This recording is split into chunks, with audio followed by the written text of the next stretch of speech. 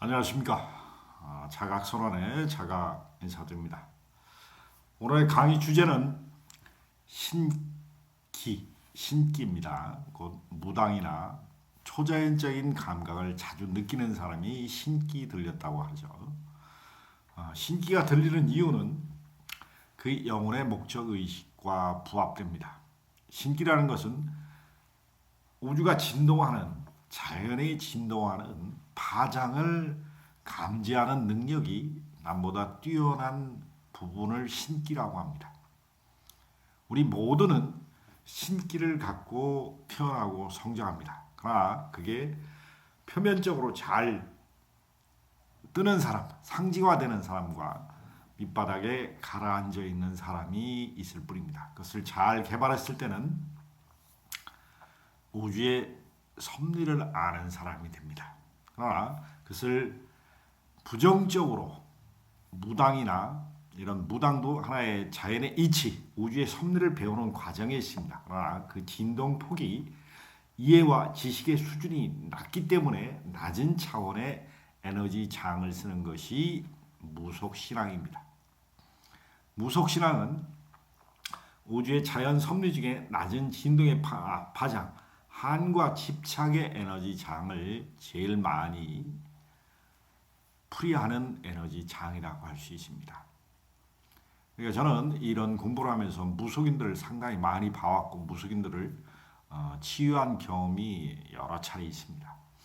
무당들은 특징이 뭐냐? 한과 집착의 에너지 속에서 조상의 우주 섭리를 알고자 하는 공부를 하는 과정에서 영적인 대물림을 하는 게 내림무당이 되는 거고, 우리가 어제도 상담한 아가씨 중에 그 아가씨는 아주 어렸을 때부터 소위 말하는 신병을 앓고 있습니다. 신병은 특별한 이유가 없이 이곳저곳이 수시되도록 아프고 몸이 쩌릿쩌릿하면서 가위 눌림을 당한다든지 환청, 환시, 그야말로 귀신과 접촉하는 에너지장을 계속 수시되도록 느끼면서 몸이 허약한 원인 불명에 가까운 질병을 앓고 있는 아가씨인데요. 올해 30입니다. 이 아가씨는 아주 어렸을 때부터 가위눈을 통해서 영적인 환영이나 텔레파시나 꿈의 예지몽 같은 것을 꾸면서 자기가 정신적으로 이상이 있는 거라고 판단을 합니다. 그러나 이걸 두려움으로 대했을 때는 내가 진짜 이상해집니다. 그러나 이것을 우리가 지식과 이해 수준을 폭을 높이면은 내가 내 영혼이 영적인 현상을 공부하는 차원으로 이해한다면 보다 쉽게 접근할 수 있습니다. 첫째는 이걸 두려워하느냐 두려워하지 않느냐가 큰 차이가 있습니다. 대부분 무당들은 두려워합니다. 신을 두려워하고 신을 이해하지 못하고 신을 지식적으로 이해하지 못하기 때문에 신을 두려움의 대상으로 봅니다. 그러나 지식과 지혜를 겸비하고 영적인 현상을 충분히 과학적으로 이해하고 수련을 통해서 이해를 한다면은 신이라는 것은 두려운 존재가 될 수가 없습니다. 오히려 친구 같은 존재가 될 수 있다는 게 저희 지론입니다. 저도 이런 공부를 하는 과정에서 두려움이 많을 때는 신을 두려움으로 대상으로 봤습니다. 그러나 지금은 신을 두려움으로 대상으로 절대 보지 않습니다. 신은 우리와 친구가 될 수 있고 우리의 조력자가 될 수 있습니다. 삼라만상의 진동하는 진동폭에 따라서 신은 천차만별이라고 하시는데 가장 최고의 신은 우주 대자연의 섭리, 우주 대자연이 돌고 도는 이치를 가르치는 순환론법을 이해하고자 하는 그 가르침, 그 큰 우주의 대법, 그걸 가르치는 우리가 우주의 스승적인 존재들의 가르침입니다. 자, 낮은 차원의 에너지는 장은 항상 두려움을 바탕으로 진동하게 되어 있습니다. 무당들은 무속인들이나 이런 영적인 에너지장을 잘 이해하지 못하는 분들은 이게 두려움이 대상이 됩니다. 그렇기 때문에 두려움이 공포로 발전하면 엄청난 장애가 생깁니다. 인간에. 자, 신기는 누구나 다 있습니다. 근데 신기를 이해하는 폭이 틀립니다. 무당될 팔자라고 해서 무당한테 가시면은 내린 굿을 통해서 신을 발현시켜서 내린 굿을 합니다. 근데 대부분의 사람들은 무당이 안 될 경우에 있는 사람들이 많이 있습니다. 그러나 무당들이 이것을 자기 생업으로 하기 때문에 무당이 무당을 만들어야지만이 자기의 생업을 지속할 수 있는 특성 때문에 무당이 안 될 수 있는 사람들도 무당으로 무조건 끌어들여서 만드는 경향이 있습니다. 이것은 옳은 방법이 될 수가 없습니다. 신기는 누구든지 다 있습니다. 근데 신기의 진폭의 낮은 차원에는 조상의 한과 집착으로 후손들에게 내려옵니다. DNA 속에 내려오고 유전자 속에 내려옵니다. 그래서 한과 집착을 후손들의 몸을 통해서 대신 풀고자 하는 것. 그리고 영적인 우주의 아르마리를 진리를 공부하고자 하고 후손들의 몸을 빌리는 경우도 있습니다. 갑작스러운 교통사고나 갑작스러운 죽음을 맞이해가지고 그 영혼이 떠돌다가 후손 중에 가장 나와 주파수가 잘 맞는 공명 에너지를 갖고 있는 후손들의 몸속에 들어가서 기질을 비슷하게 해서 같이 공부를 하는 경우도 있습니다. 이건 매우 다양합니다. 그러나 이 낮은 차원의 에너지는 진동폭이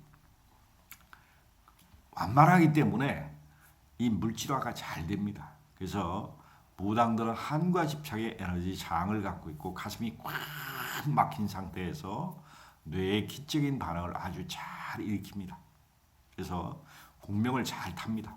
특히 기술을 해보면은 이 영가가 있는 신기가 있는 사람은 기를 잘 탑니다. 왜 그러면 그 안에 있는 에너지 장이 공명을 빠르게 해주기 때문입니다.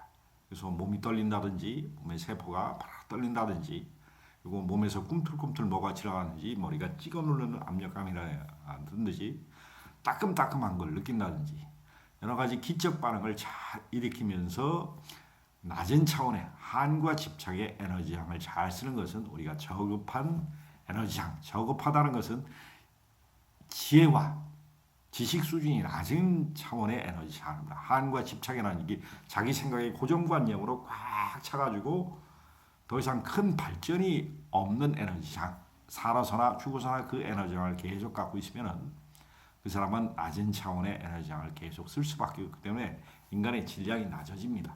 그렇기 때문에 한과 집착을 풀고자 하는데 후손들의 몸을, 후손들의 마음을 이용하는 겁니다. 왜? 내 마음이 후손들의 마음 속에 가 있기 때문입니다. 인간은 신입니다. 근데 신도 저급한 신과 아주 고차원적인 신이 음양이 진동하면서 그 진폭에 따라서 우리가 신을 조상신과 우리가 수호령, 보호령, 지도령 다 연급을 나누는데 크게 보면 오직 하나밖에 없다는 사실입니다.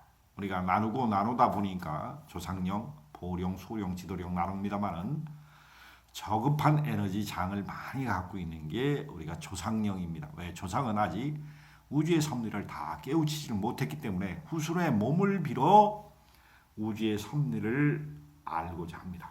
그래서 자식의 몸을 틀어 자식의 정신력을 자식의 몸을 빌어서 마음을 빌어서 꼭 같이 수행하는 경우가 있습니다. 그것을